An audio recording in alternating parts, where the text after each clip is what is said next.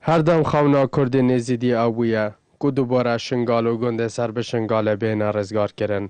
و دست آودانی بگهیته و بار امنی لوان دورا آرام ببیدا که بشن وگرنه لسر مال و حال خو و جیارکانی دست ببکن. لپشت شنگالات یا رزگار کرن ململانا پارتین سیاسیان کردستان آودان که ناشنگال هات یجبیر کرن و بتننا حفرکی یا دو برکی تومد بار که نا پارتین سیاسی هفدو بویا مجارا گرما شنگاله و قناغ آودان که نه هیش لبن صفره دایه. لارا فیکه کرد نزیدین آوره لسنور قضامدی درگران کرینه و داخاز جلایان سیاسیت کن که هفرکی یا پارتیاتی پراوسینن هفرکی لسر آودان که ناشنگال گنده نبکن دا کو وگرنه لسر مال و حالن خو. اف خودد شنگار ناخوشا وان احزابا شنگار خراگد فقاقا ایکدیا پارتینا ایزدینا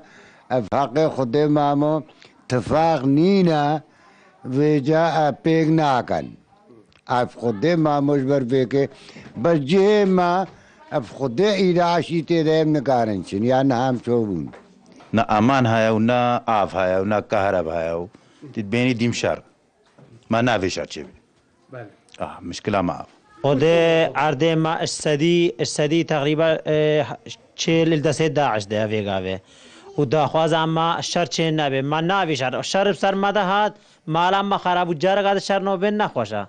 داخوازی اما ما نافي شر چه بیو و مدوین بزورنا مالی بس داعش الارضه مده و هی امان چه نبوه خودی هکا خودی حاش کر منطقه صافی بو و شری برکو جیشتی در کا دیجورن بر همی وکا براتی دستی خوب نیاک وی دشمنی اینی باش دریخن ام دیوگرن بخیر و خوشی ان شاء الله هکا خودی حاش کر مت شرناوی مت قرب بالغناوی و ام در بدری دنی بونا ام نوجا کا دیجورن سر شری ام نکارن اوا اجبر وی تشتی ام نکارن الا وضعی صافی بصدصد بخودی ام نشین بگرن برگ یزید برگازن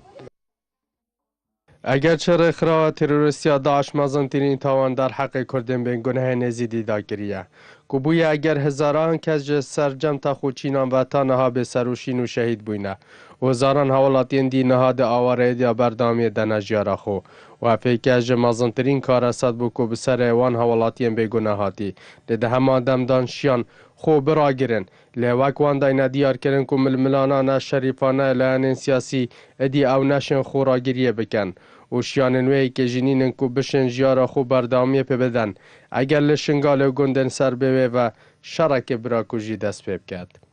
اسام عبدالرحمن، کانال بادینان ساد، دورا آمیدیه.